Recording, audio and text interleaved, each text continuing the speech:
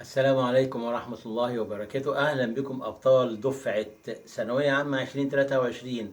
بجد انتوا تعبتم السنة دي، بجد انتم تعبتم، وربنا ان شاء الله هيكرمكم وهتجيبوا مجاميع كويسة وهتجيبوا أكتر مما تتوقعوه ان شاء الله.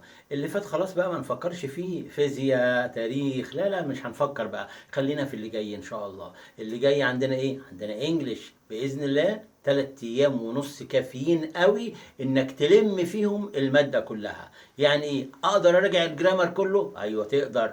اقدر اراجع القصة كلها من خلال اسئلة تفكير نقدي؟ اي والله تقدر. يا جماعة ده المادة سهلة على فكرة. مادة الانجليزي من المواد الحلوة، حتى لو انت مش متأسس تقدر تلمها في ال3 أيام ونص دولت. طب يا مستر هعمل ايه؟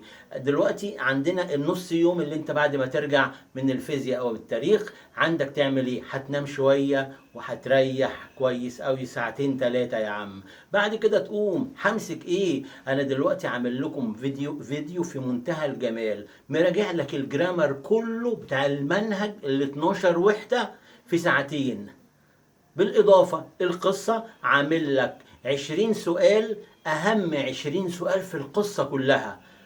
طيب يا مستر، هل الجرامر ده كله اللي انا اللي شارحه لكم في خلال الساعتين والنص ساعة تقريبا، القصة عامل لكم فيها 10 أسئلة متجاوبة قايلهم وشارحهم، و10 أسئلة شبههم متجاوبين برضو، بس عايزك انت تقراهم لوحدك. دولت كافيين ان انا الم الفوكاب والجرامر والنوفل. طبعا كافيين جدا. وبعد كده عامل لك فيديو تاني ان شاء الله، ده هينزل على يوم الاثنين بالليل باذن الله. الفيديو ده عباره عن ايه؟ عباره عن 150 سؤال متوقعه في الامتحان، شامله فوكاب، شامله جرامر، شامله اسئله القصه، وايضا عامل لك احد الاساي المتوقعه باذن الله، واعطي لك نماذج للترجمه. شباب شدوا حيلكم، والله الموضوع سهل.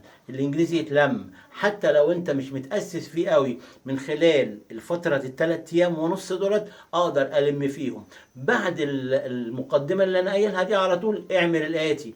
طبعا انت ريحت ونمت لك ساعتين، امسك الفيديو اللي هو ساعتين، الجرامر كله بتاع المنهج في ساعتين، هذاكرهم كويس بالورقة والقلم وبجد، وما فوتش ولا كلمة.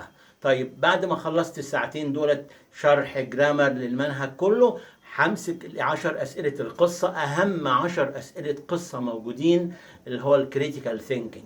بكده أقدر إيه؟ لميت الدنيا. وبعد كده تريح بقى إيه الليلة دهيت. تاني يوم من يوم الاثنين بقى، لا أنا هطحن نفسي فيها اليوم ده. هو همسك إيه بقى؟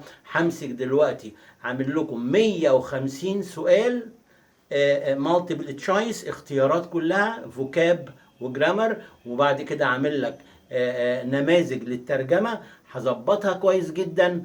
واظن بالشكل ده ان شاء الله هيبقى الامر سهل. هنيجي للاساي. طب يا مستر هنكتب الاساي ازاي؟ انا عامل لك نموذج كده للاساي، المقال اللي ممكن يكون ايجابي او سلبي. هتحاول تقراه، مش عايزك تحفظ، بحيث انك تعمل زيه.